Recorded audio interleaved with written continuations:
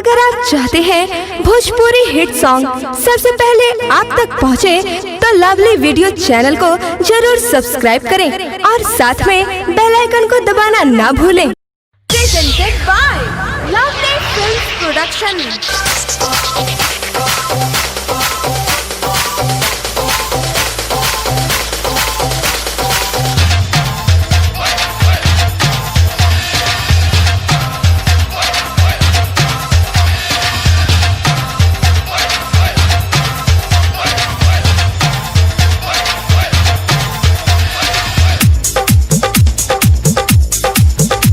रे सुन छौरी बंगाली नाचा तू हाली हाली, नाचा तू हाली हाली, नाचा तू हाली हाली। रे सुन छौरी बंगाली नाचा तू हाली हाली, रे सुन छौरी बंगाली नाचा तू हाली हाली हाली। नमरी पंसवा देहबू चुसवाले होठा लाली है। रे सुन छौरी बंगाली नाचा तू हाली हाली, नाचा तू हाली हाली, नाचा तू हाली हाली। रे सुन छौरी बंगाली नाचा तू हाली हाली, रे सुन छौरी बंगाली नाचा तू हाली हाली हाली हाली। नमरी पंसवा देहब चुसवाले होठा लाली है। रे सुन छौरी बंगाली नाचा तू हाली हाली, नमरी पंसवा देहब चुसवाले होठा लाली।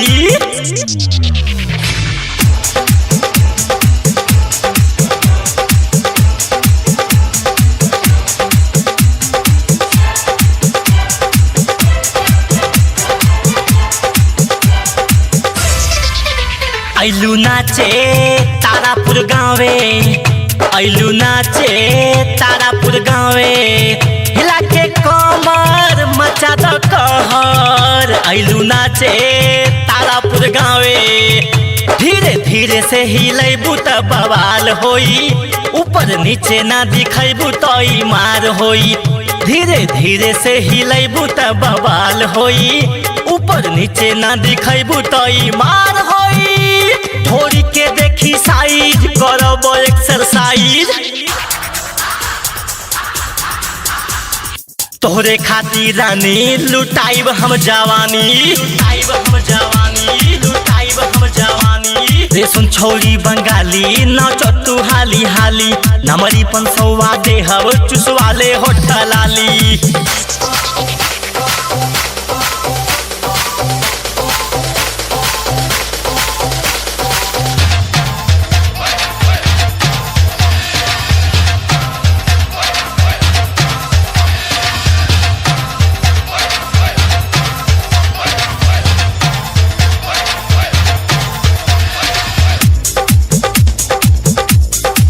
ताहर जवानी भइल बा सेक्सी, आजुए अपन पिला दो पेप्सी। नाही मिरिंडा नाही लिमका, तोड़ द चौकी लगा के ठुमका। मुंगेर जिला के हम लाल होई ठोक दे हम, तोहरा ढोली पे समयाना चौप घोप दे हम। मुंगेर जिला के हम लाल होई ठोक दे हम, तोहरा ढोली पे समयाना चौप घोप दे हम।